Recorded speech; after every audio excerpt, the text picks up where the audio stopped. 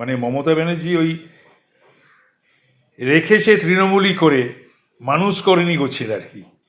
তো তৃণমূলীদেরকে অন্তত নেতাজি চেনায়নি। নেতাজিকে তারা যখন বলেছিল, নেতাজির বাড়ির লোকেরা, যে এটা সুভাষচন্দ্র বোসের বাড়ি, বলেছিল সুভাষদাকে ডেকে দিন। গভর্নমেন্ট থেকে বাংলার মানুষের অন্তত গভর্নমেন্ট বা গভর্নমেন্টে আনার একটা উদ্যোগ নেওয়া উচিত। হেলিকপ্টারে যেতে যেতে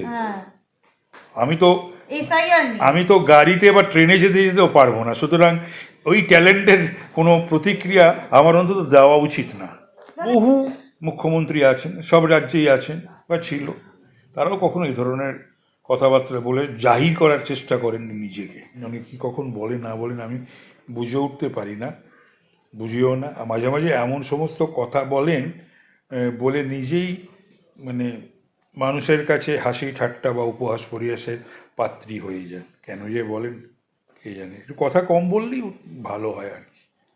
আমার একমাত্র ইনকাম বইয়ের লয়্যালটি। আরে বাবা, সে আর বলতে, সেটা সবাই জানে মোটামুটি,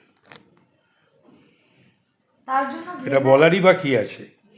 বহু কবি, সাহিত্যিক, লেখক, লেখিকা আছেন, হ্যাঁ, যারা রয়্যালটি পান। আমি তো বউবাজার, মানে আমি তো বইপাড়ার মানুষ, তো পুস্তক পাবলিশার এদের সঙ্গে আমার যোগাযোগটা ছোটোবেলার থেকে।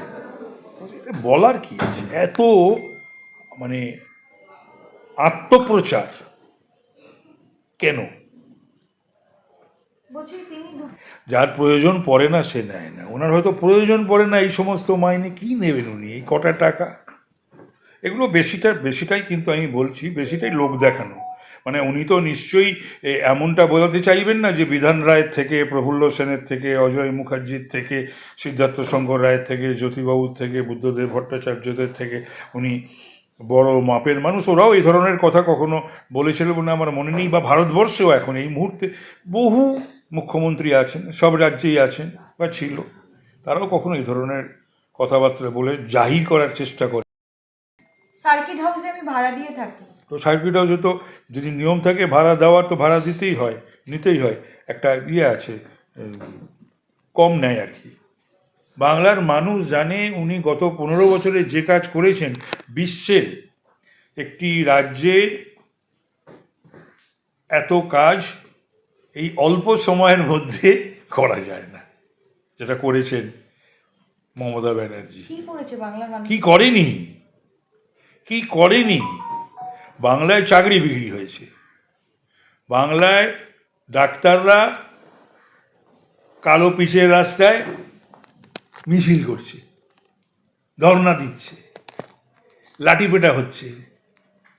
বাংলায় শিক্ষকেরা চাকরি গেছে, এই প্রথম বাংলার বুকে অন্তত চাকরি বিক্রি হলো, এবং যারা বিক্রি করলো তাদের দোষে যোগ্য শিক্ষক শিক্ষিকাদের চাকরি গেল, তারা লাঠিপেটা খেলো, তারাও গ্রীষ্ম বর্ষা এবং শীতে কাঁপতে কাঁপতে, বর্ষায় ভিজতে ভিজতে, গরমে তেতে পুড়ে তারা কত আন্দোলনই না করলো। এগুলো কিন্তু বাংলার মানুষ কখনো দেখেনি। মমতা ব্যানার্জি না হলে এগুলো তো দেখাই যেত না। বইতীর্থ করে দাও 10 কোটি টাকা দিয়ে। যাকে সেই সময় উনি যা করেছেন, তো সেগুলো সমস্ত উনি সেই রিপোর্টগুলো সিএজিতে দেবেন, বা সেগুলো সাবমিট হলেই তো পারে বিধানসভাতে। ওনাকে সুভাষচন্দ্র বোসকে ওনার না টেনে আনাই ভালো, নেতাজি সুভাষচন্দ্র বসুকে। কারণ ওই পরিবারকে বা নেতাজিকে বা নেতাজি পরিবারের লোকদেরকে নিজের রাজনৈতিক স্বার্থে উনি বড়বারই ব্যবহার করেননি যে তা না, সেটাও সকলেই জানেন। কিন্তু এটাও কিন্তু বাংলার মানুষ জানে যে তৃণমূলী সিন্ডিকেট সুভাষচন্দ্রের বাড়ি, নেতাজির বাড়ি সারানো হচ্ছিল বলে সেখানে পৌঁছে গিয়েছিল, এবং পৌঁছে গিয়ে তারা যখন বলেছিল, মানে মমতা ব্যানার্জি ওই রেখেছে তৃণমূলই করে, মানুষ করেনি গোছের আর কি। তো তৃণমূলীদেরকে অন্তত নেতাজি চেনায়নি। নেতাজিকে তারা যখন বলেছিল, নেতাজির বাড়ির লোকেরা, যে এটা সুভাষচন্দ্র বোসের বাড়ি, বলেছিল সুভাষদাকে ডেকে দিন।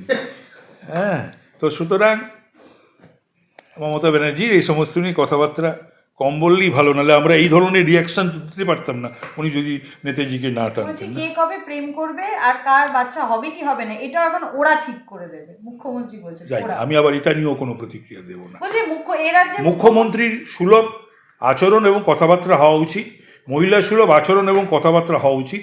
এগুলো মুখ্যমন্ত্রীর সুলভ কথাবার্তা বা আচরণ নয় বলে আমার মনে হয়। সেই বাংলার কৃষ্টি সংস্কৃতি তো ধ্বংসে নিয়ে গেছেন, সেটা সেই বাংলার কে নিয়ে বা বাংলার অস্মিতাকে নিয়ে কথা বলার কোনো অধিকার ওনার নেই, তবু উনি বলেন।